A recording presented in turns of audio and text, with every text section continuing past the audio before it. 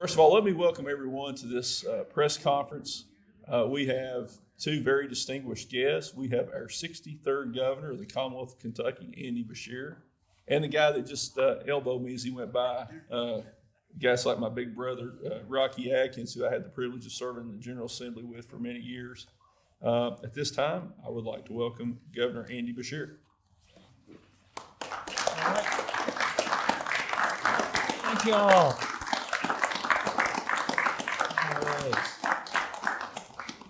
Well, thank you to Judge Executive Ray Jones. Also want to thank Senator Philip Wheeler, Representative Angie Hatton, Mayor Jimmy Carter, and everybody else for having us today. This has been a tough set of days in Eastern Kentucky. I can't remember another time in my life where we've lost not just one incredible member of law enforcement, but three in the same event, and it very easily could have been 5. I visited with each of these families over the past 2 days, and let's remember that we've not only both lost incredible people who have given the full amount of service possible in this life, but they leave behind grieving families that need us, that need this community, that need this state. And as I said earlier, let's make sure that we commit to not just grieving with them today, but being there for them tomorrow, and the next day, and the next week, and the next month, and the next year. You know, I've met parents that lost their son. I've lost sons, 2 in high school, and an elementary school daughter that lost their dads. I've met a grandmother who lost her grandson. But I know that we in Kentucky are good people. That at times like this, we push out all the noise and all the arguments that seem to matter at the time we're making them. And we rally around each other. And we make sure that we provide the comfort and the love that people need. So to Officer Jacob Chaffins, to Fire Chief and Deputy Sheriff William Petrie, former Kentucky State Trooper, and to Captain Ralph Frazier, whose funeral was today, as well as K-9 Drago.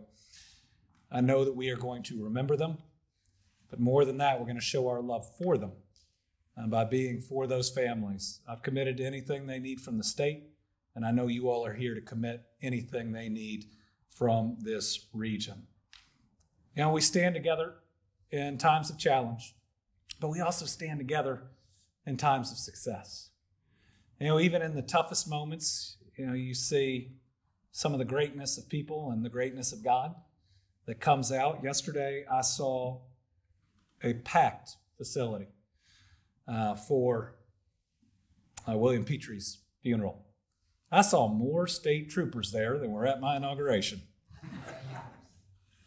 And that's the right thing. We saw people from all the way from West Virginia to Glasgow and everywhere in between showing to pay their respects whether they knew these individuals or not. And today is going to be the same way. And I'd like to think that one of the ways that we thank those that have sacrificed for our lives is to try to make lives better for other people. And these are folks that worked every day to make us safer so that we could hopefully do things that help one another.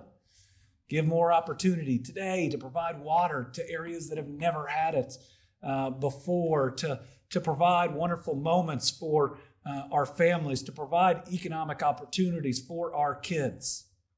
I'd like to think that's the least that we can do for these 3 law enforcement officers. And today, we're going to do it.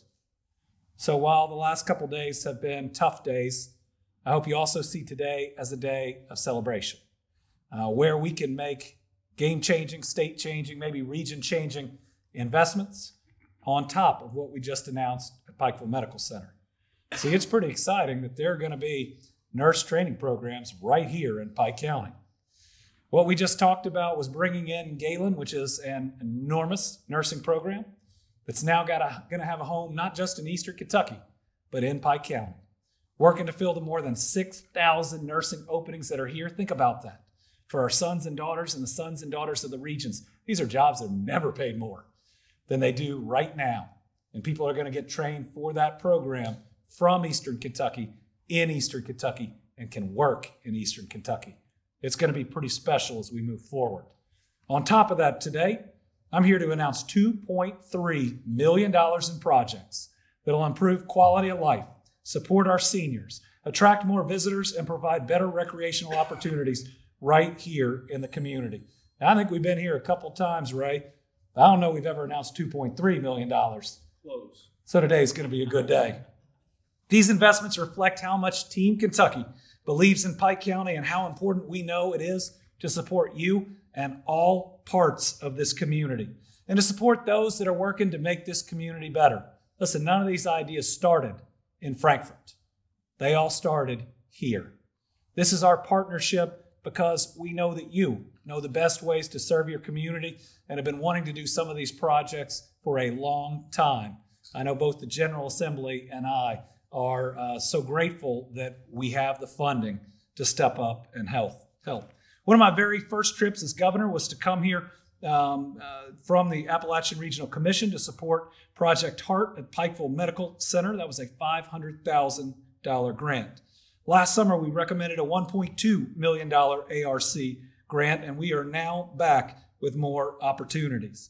Like we said earlier today, we announced a partnership between Pikeville Medical, UPike, Galen College of Nursing, and more to train nurses through multiple facilities right here. Let me tell you, this is the forefront of workforce training. When you look at what's going on in the country, the solution is before you even start a program like nursing, before you start a program to learn a skill or a trade, you already know where your job is coming out. That creates those pipelines for employers like Pikeville Medical Center, and it provides the security for people to go ahead and enter those programs knowing they've got a secure job coming out. And guess what? You are at the forefront right here in Pike County of what is going to be the model of workforce development moving forward. And it's coming at an exciting time for Kentucky, one where we are seeing more economic development than ever before. But again, Ashley, our commitment is you're going to see it right here. And part of that is the investments that we're making today and that we have made previously. We talk a lot about that Ford project in Glendale. That was decades of investment by the state. You deserve the same investment to create jobs, opportunities of the future, to make sure the people of your region are healthy and happy and can live their senior years in the right way. Of course, I'm blessed to be here today with my senior advisor, Rocky Atkins, a great friend of Eastern Kentucky. He makes sure that each and every day we're talking about Eastern Kentucky and what we can do.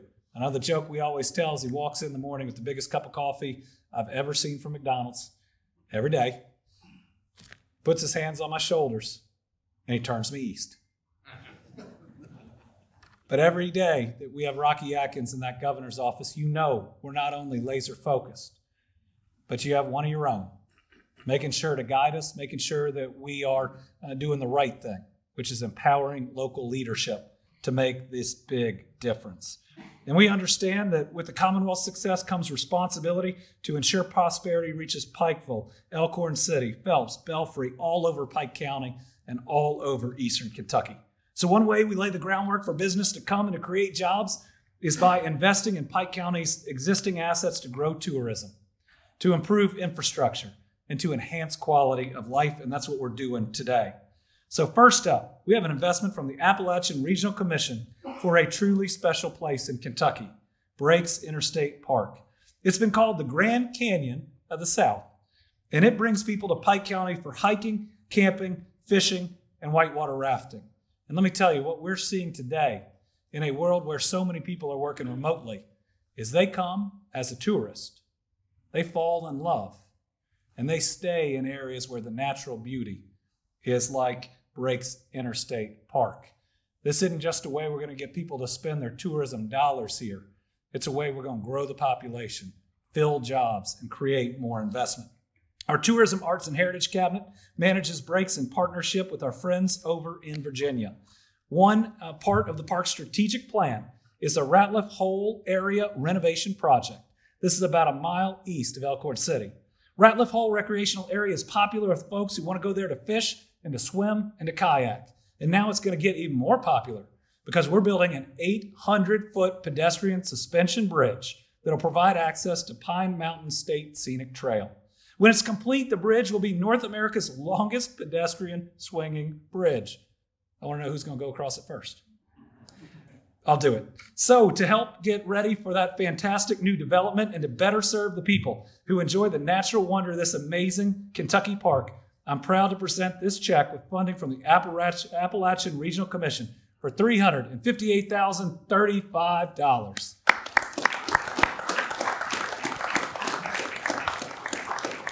So I'd invite our legislators to help hand out this check to Park Superintendent Austin Bradley and Park Commission Chair David Sanders. And the Elkhorn City officials, if y'all would like to join us, come on up. We're going to have to turn. Come on in.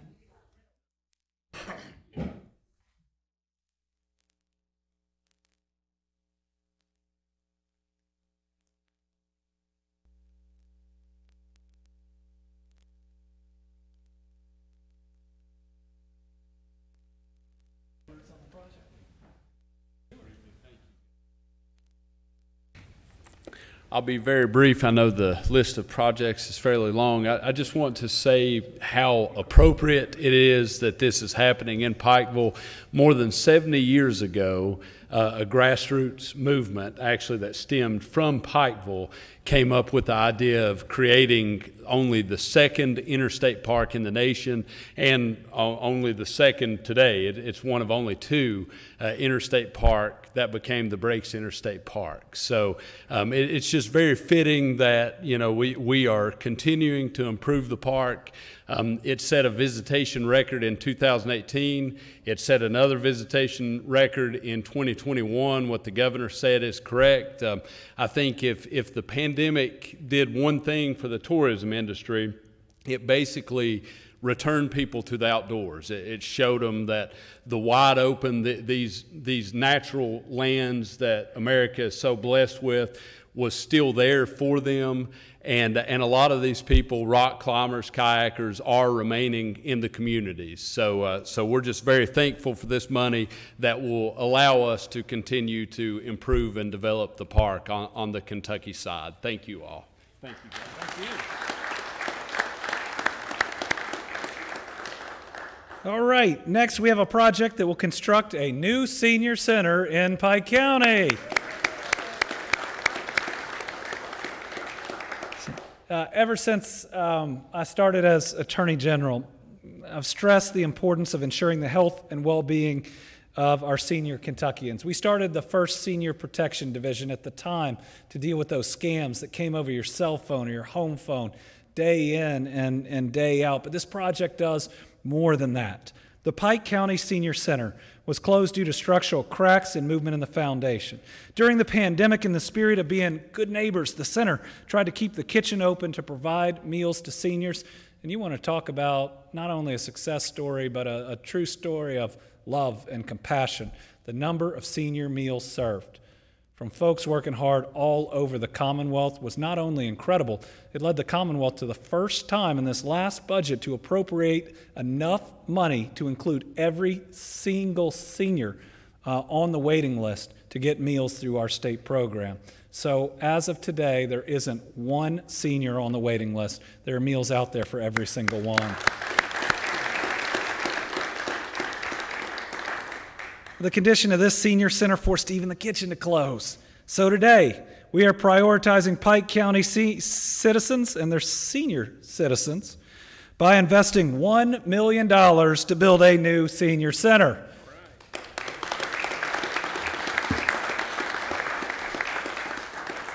It will be accessible to everyone, energy efficient, and have a modern ventilation system. After that tent we were just in, that'd be a great thing. It's going to allow Pike County to serve its elderly residents in a safe and healthy environment. So I'd love Judge Executive Ray Jones, our legislators, and anybody from the Senior Center, come on up and accept $1 million.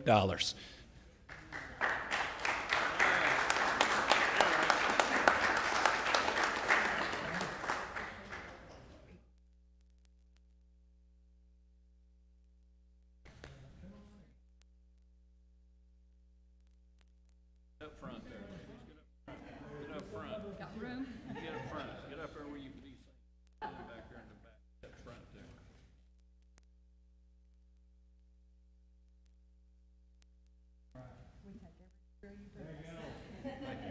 are very welcome. Are you providing that? You want to mention the senior center? I will. Absolutely. Okay, absolutely. Thank you.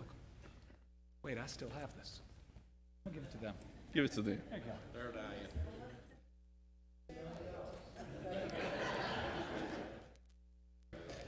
We don't get too many of those, Diane, or we didn't until we got this guy in as governor.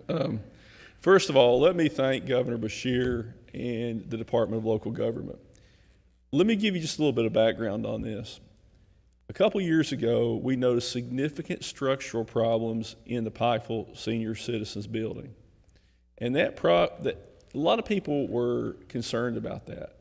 We were having to send seniors from Pikeville all the way to Shelby Valley. And it was seriously inconveniencing a lot of folks. And as some of you know, unfortunately, due to declining funding and declining attendance, 2 senior citizen centers were shut down a few years ago by the board, not by the fiscal court. It was a tough decision. But when the Pikeville Center closed, it was a problem because most of our money for that program is federally funded and it's based largely on attendance. And I worked with the mayor. Mayor Carter has been an outstanding partner working with us on this. They have been fully supportive, and we look for every option. Commissioner Ronnie Robertson has had us all over his district trying to find a facility where we could relocate the Pikeville Senior Citizen Center. And let me tell you why it's important. The most heavily attended senior citizen center is the Pikeville Center. If that center were to close down, the resulting loss of federal funds could jeopardize the closure of other centers. In reality, the Pikeville Center's attendance helps fund every other center. And when we started looking at the cost to retrofit a building at Bob Amos, it was cost prohibitive. We looked at every option, and clearly the best option was to tear down and build back. But when you're looking at about $1.3 million to tear it down and build it back, that's hard to come up with for pretty much any eastern Kentucky county with a declining coal severance tax. And this is not the first structural problems that we've had with that building. They've had problems back 20 years ago. They had to make some changes to it. So Governor Beshear, what you've done in helping fund the construction of a new Pikeville Senior Citizen Center will guarantee that every senior citizen center that we have in Pike County continues to remain open. And the senior citizens of this county and all the Pike counties owe you a tremendous debt of gratitude. Thank you, sir.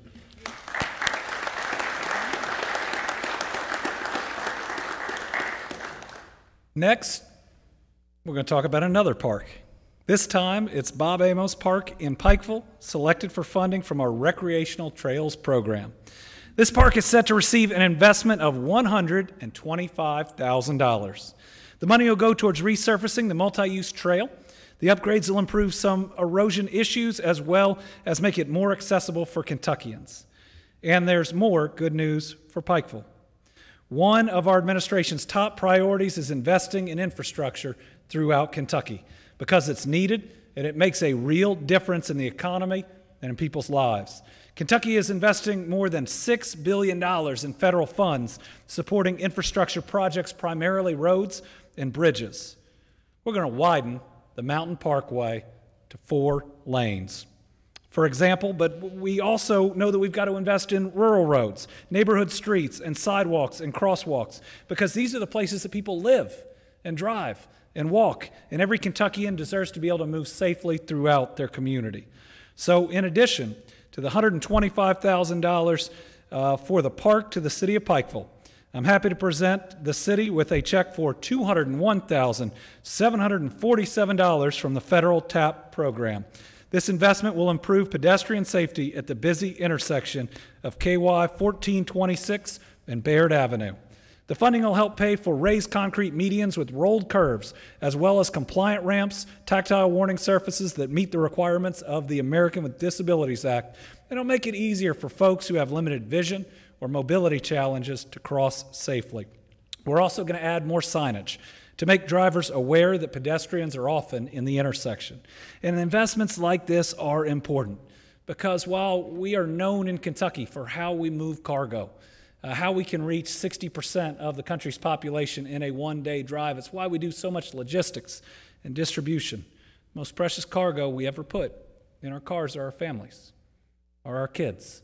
And getting them safely to school, to church, getting safely to work is something that we've got to put just as much emphasis on as the big projects. So I'd like to invite Pikeville Mayor Jimmy Carter up to accept 2 checks and say a few words to us.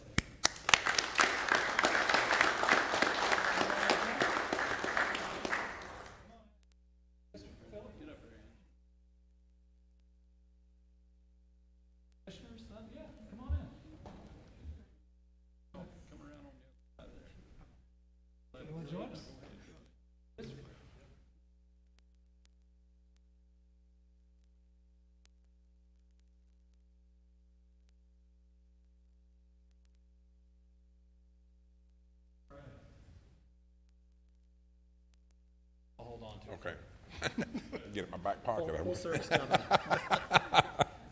Thank you, Governor, and thank you, Judge, for having us here today. And I'll be real brief. These 2 projects sounds a little out there, crazy, but with the announcement today with the Galen Nursing School, this makes a lot of sense. And we've been trying to work on this project for a pedestrian walkway at Baird Avenue that people that live here understand where the KFC is now, and getting across the street to the diagnostic center for the hospital, how tough that is to get across there. So this money, and I think we're going to have to come back and ask for a little bit more per the Kentucky Transportation. But anyway, with those additional students that are going to be down there walking these sidewalks every day, safety is going to be the highest concern, and we really appreciate the start with this funding to get this thing going. And on the second one on the trails, and I don't know how many people have been on our upper trail system at Bob Amos. I do it about once a year just because I was told I probably need to be out there doing something, but it's about 4 or 5 miles like that. The blacktop has deteriorated. We do have some issues with that, but it is used so much. So we appreciate that, the money to help us resurface and reditch that trail system. It's used a lot. So thank you, Governor. Appreciate it. You're welcome.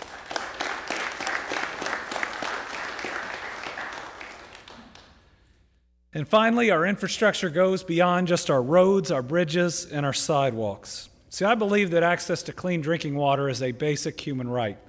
I think folks in eastern Kentucky feel that, maybe more than just about anywhere else. And so many Kentuckians, and it's not just here, still lack access to clean drinking water at all, or the pressure a system needs to successfully fight fires, or the capacity that's needed for that next economic development project. That's why I think the Cleaner Water Program, developed with the General Assembly and the executive branch together, has been truly impactful. $250 million supporting locally chosen projects throughout communities, really helping areas do projects they might not have otherwise done. Here's the thing. Pike County came together, it's cities and county, and it chose the projects they were doing. But there was another pot of money out there. It was for areas that didn't have access to clean drinking water at all. And that's what we're here to award today.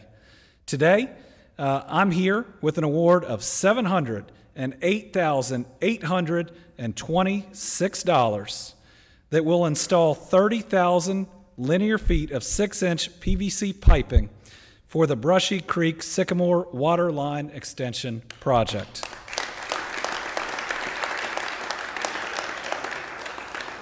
This is going to supply clean drinking water, I believe, for the first time to 125 residents of Pike County. Think about that. I will tell you, I take for granted when I turn on the tap what comes out of it.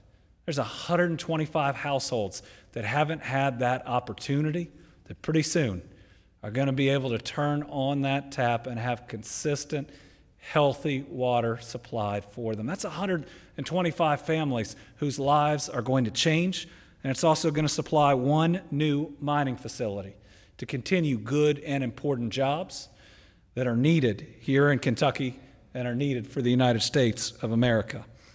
It's going to be, it's what we do why we do what we do, to be able to provide something so basic but so critical to people who have gone without for far too long. So I'd like to invite Roy Sawyers, administrator of the Mountain Water District, up to accept this check.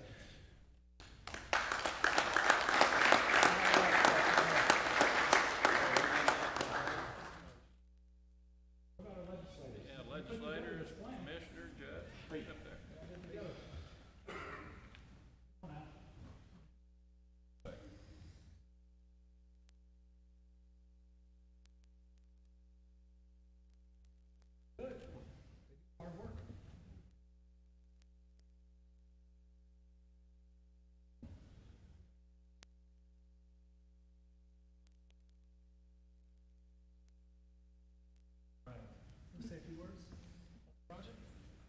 We just want to hang on to the check. I'll hang on to the check.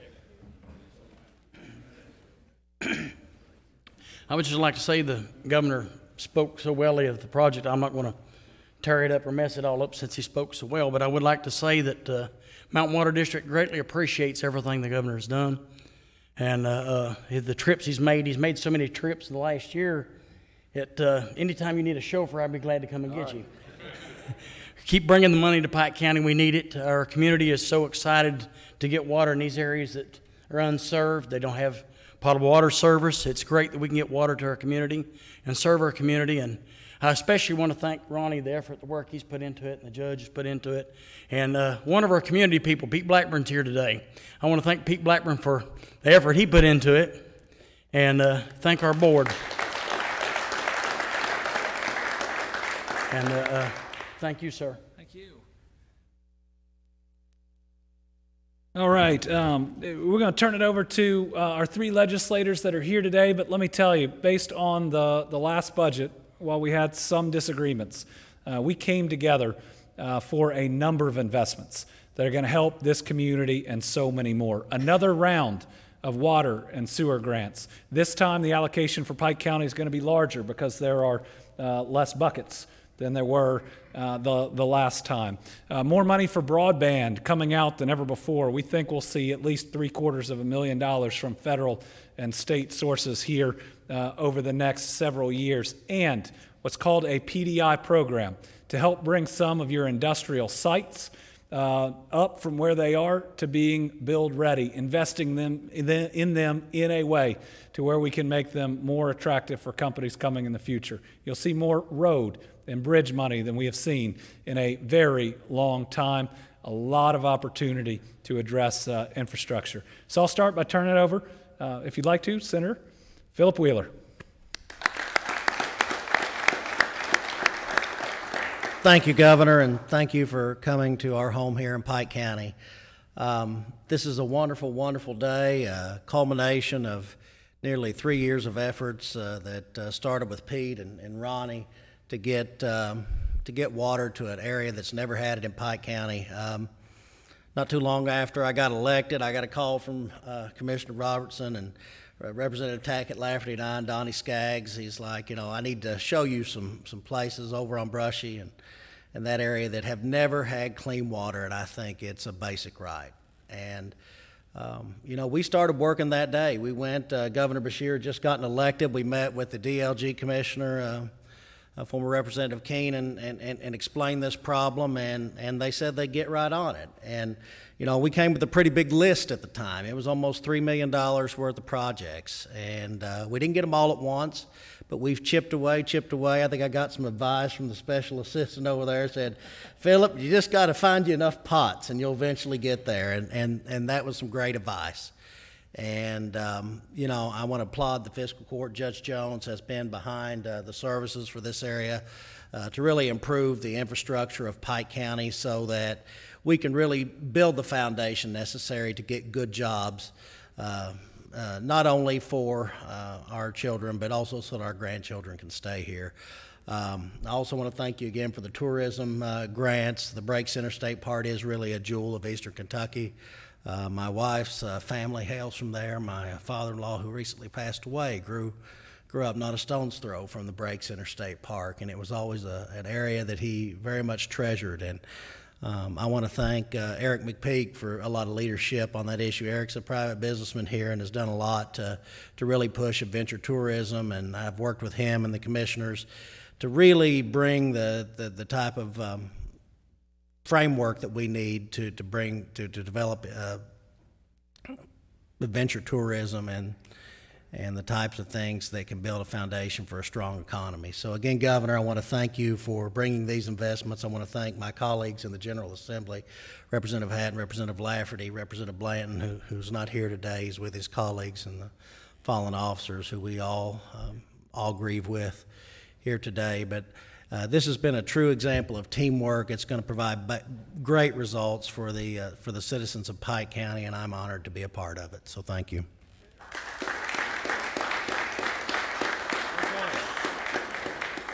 I want to make sure that I also recognize Adam from Congressman Rogers' office. Adam is great to work with, as is that office. We have always been able to pool state and federal money in ways in this congressional district that you don't see as often in others. So thank you for everything you do. Ashley, you want to come next?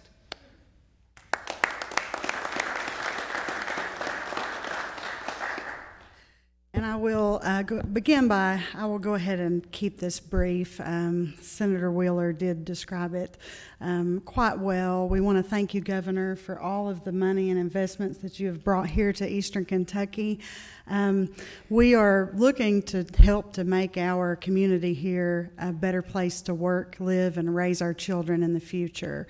Right now, I want to say that we're not only looking forward to things such as better infrastructure, better water, to residents who have never received it before, but also our nursing program and these investments in the city. Unfortunately, in the redistricting, I did lose that area, but I'm so glad we got that ball rolling in the right direction, and now I'm so glad to see in my new district with the city that we're receiving all these new investments for our future. I will say that I did just leave our services for our falling officers in Floyd County.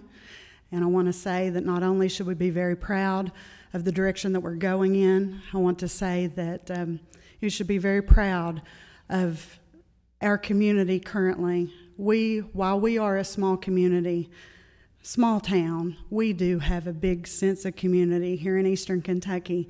And I want to thank the city of Pikeville and all of our troopers from Post 9 who responded to the tragic accident in Floyd County a few days ago, which left three of our officers. We've lost 3 of our officers alongside one of our service dogs.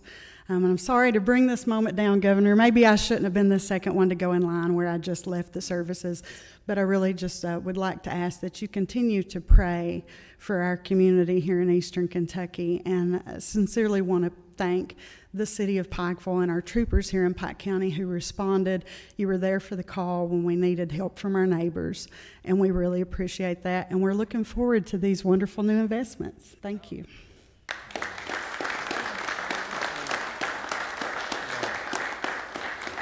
All right, and last but not least, she's going to play the role of Rocky Atkins today and close us out. A state representative who is fierce, has actually become a very good friend of mine. Has been a great state representative, Angie Hatton. Thank you.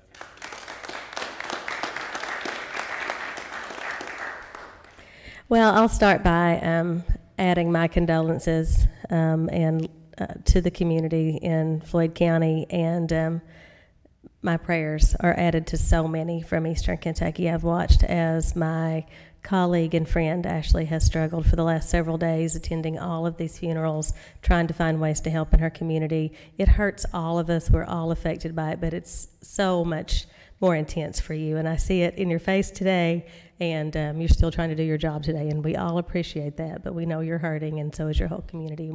We are here for you. We'll continue to be for you. $2.3 million doesn't fall out of the sky. It takes a lot of work. It takes a lot of coordination. And I've heard terrible stories about the way we used to fight amongst ourselves in Eastern Kentucky, and there'd be warring factions, and we couldn't get anything done because people would fight against each other. But from what I've seen in my 6 years in serving, those days are over. We don't have that luxury anymore. Eastern Kentucky has had such a downturn in our coal industry and lack of coal severance tax that we don't have any choice anymore but to work together. And it takes dedicated people from local government, from the House, from the Senate, from Congressman Rogers' office, and it takes a governor like Andy Beshear who's willing to listen to us and come down here as often as we need him. We love it when you bring the zeros. But he's here a lot more than just when he brings checks. He listens, and he is definitely committed to finding ways to help Eastern Kentucky get back on our feet and be what we used to be when we had so much coal money to go around. So I'm thrilled that the Breaks Interstate Park is in my new district. I think it is a hidden gem, and I think it is a well-kept secret, but not for much longer, because it is just teeming with potential for tourism and for making this region the mecca for tourism that it ought to be, because it's absolutely beautiful here. We're fortunate enough to wake up every day among these beautiful mountains, and I love sharing that with the world. So it takes a team like this, federal, state, local, House, Senate, Democrat, Republican, and definitely the governor's office to bring this to you. And it is a really happy day, and thank you all for sharing it with us.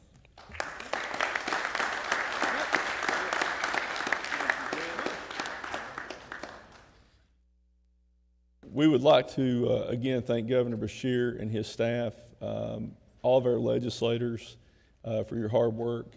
As we leave here today, I just want to note that I have reached out to Judge Executive Robbie Williams and Sheriff John Hunt and Mayor Les Stapleton, offering any assistance that Pike County government may be able to provide. Remember those families in your prayers, and remember the sacrifice that so many of our law enforcement officers have made. None of us thought we would see something like this in Eastern Kentucky. And, after the funeral's over, those families are going to go home and they're going to be left alone with their grief, and particularly for the children. That hits home to me because my great-grandfather's name is on the law enforcement memorial here. He was killed when my grandmother was 13 years old, and when my grandmother and her siblings, throughout the remainder of their life, it was something that they never overcame that grief, and these families are going to struggle. And just remember them in your prayers. Before I conclude, I just want to thank Sharon Hall and Eric Ratliff, our grant writers, for making this possible. They do deserve a tremendous round of applause.